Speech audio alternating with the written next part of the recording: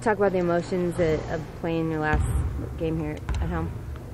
You know, as far as emotions go, it'll be kind of bittersweet, and I'm looking forward to the celebration and everything. But at the same time, we're looking to win. So that's the main thing. We're preparing right now to win this game, and you know, whatever it takes, kind of deal. So, and Missouri's a good team. We'll have to bring our A game. So it'll be bittersweet.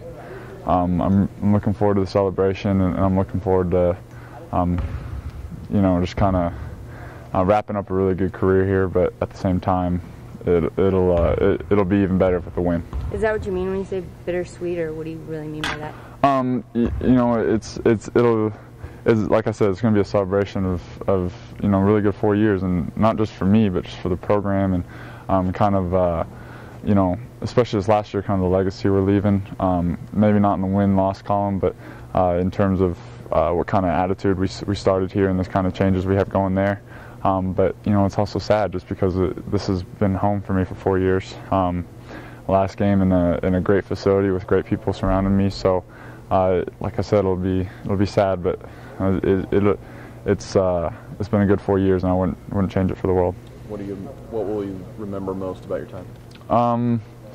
You know, that's a good question. Probably just all the people that have been involved, everywhere from players to managers to coaches, to people in the community. I've been blessed, out of this world blessed with you know, some of the fans, everyone as a whole.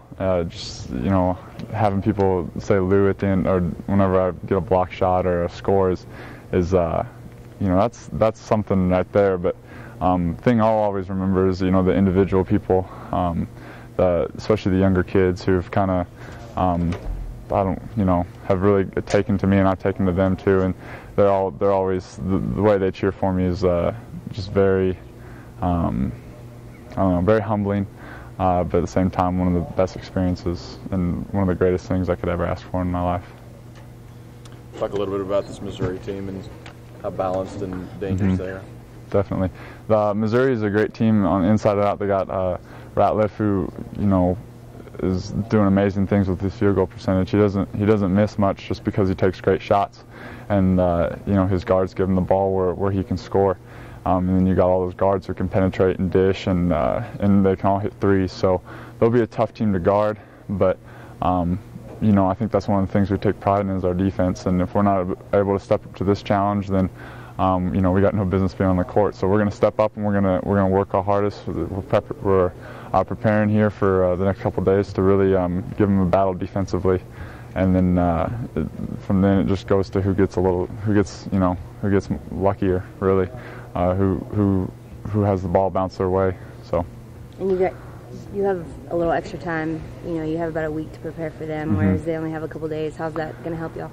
I think it'll help us just in terms of you know, knowing a few extra tendencies and stuff like that with individual players, and that's really what film comes down to, is just, you know, being able to see a tendency of a player and taking it away. I think we've done a decent job of that over the course of the year, but you know, overall, I would say we could have done a better job. But this is a game that if we can take away some tendencies, we really have a chance to win. How about in terms of rest? Because you guys played Wednesday, Saturday, and right. Monday, and you know, Monday it looked like fatigue was a little bit a part of the equation. 5 days off helped a little bit. Yeah, a little bit. I mean, at the same time, like we come into practice and we work so hard, and we've been working so hard this whole year. You know, that's kind of something you kind of have to prepare for, especially with the new setup of the league and stuff like that. Those you know, that was an 8-day stretch there where we had something going on every day. Coach Gillespie did a great job of kind of managing that, and you know, as players, we wish Monday would have turned out a little better, but at the same time, we prepared for that for the whole year. So it really, rest is something you don't really think about nowadays, just simply because you got to get in, you got to get better, and you got to work to win games. Well, we've talked a lot about him this year, but senior night, can you talk a little bit about Lou? Yeah, I mean, I love Lou. He's been something else.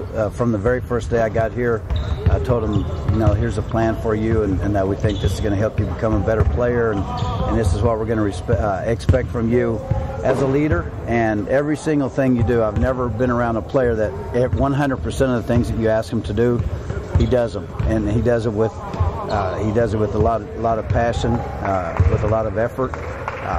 He's the most conscientious player, and that's no disrespect to a lot of conscientious players. He's the most conscientious player I've ever been around. On the court, in the classroom, in the community, he's just an unbelievable person. He's a good basketball player. He's a very good basketball player. I probably forced him in and try to be a tough guy, and that's probably not his strong suit. But he's never said, "Hey, coach, you're playing me in the wrong spot" or whatever. That's just the kind of person he is, and we're really going to miss Lou after he's gone. He talked at Big 12 Media Days about wanting to leave sort of like a legacy that even if the wins didn't necessarily come this year, he wanted to be a part of what helped kind of get this turned in the right direction. In what ways has he done that? Well, I mean, there's never been a guy, I mean, there's no way that anyone could have ever done more to try to do that than him. I mean, because it's impossible to do more. Maybe some people tied him for first, but there's no way that anyone surpassed what he's done. And I'm telling you, he's just the most conscientious guy. You ask him to be a leader, and that's not natural for him. He tries to be a leader. You say, "Hey, I think it would be better if all of us lived in one general location." So as a senior who has unbelievable grades, he moves out of his apartment, which is away from the group, or they were all spread out all over the place, and so he never blinks at those kind of things, and those things mean everything to not only for you right now, but for in the future as well. And you know, he's been excused from study hall for a long time because he doesn't have to go to study hall because you know he's going to get his hours in to make the grades that he needs to make, which are very good grades. And then when a coach gets mad and says, "Oh, everybody has to go to study hall tonight," he never says a word about it. And so those are great leadership qualities that he has. And he comes out here and tries every single day. He does the same thing in the classroom. He does the same thing in the community. With our Christmas situation, he was awesome. And everybody loves Lou. And you can't say enough about him as the kind of person he is. When you talk about student athlete, like he would be the perfect one that they were trying to describe when they made up the term student athlete. He's the absolute best. How much did he help your transition? As a senior, you would think that those, you know, we only have one, but as a senior, you think that those guys, they've seen other ways, and they've seen some things that work, some things that don't, but they have opinions at that point. And so he's one of those kind of guys that just came in with an open mind, and he did make it very easy for me because, like I said before, anything I asked him to do, he did it. He didn't question, he just did it. And so when you see a senior doing that, it makes it much, much easier on a coach. And I would hate to think about with this particular group if he hadn't, you know, basically agreed to do anything we wanted him to do. He's just fantastic. I've never seen anything like it. And we'll remember Lou for a long time, and we owe him a lot. And you can tell I get emotional because he's just given a lot. And as far as wins and losses, he probably hasn't gotten what he deserves. Anything else, guys? Can you talk about Missouri a little? You want me to cry when I talk about that? I need a moment. They're good. They're really good. It's a team that has been good all year long. They started out good when no one really expected them to be as good as they have been, and they've continued to get better because they have a really good. They've got a really good situation as far as understanding what they need to do. Coach Haith has done a real good job of putting them in positions to be successful offensively and defensively. They can all pass, shoot, and catch, and that's something that everyone thinks that college players can do, but they can't. And they're really good at playing together. And it's a team that I would think that'll have a great postseason run because no matter what you do to them, they're going to be able to score. And they're really smart defensively. They're smart basketball players. Just a great basketball team. A lot of fun to watch play.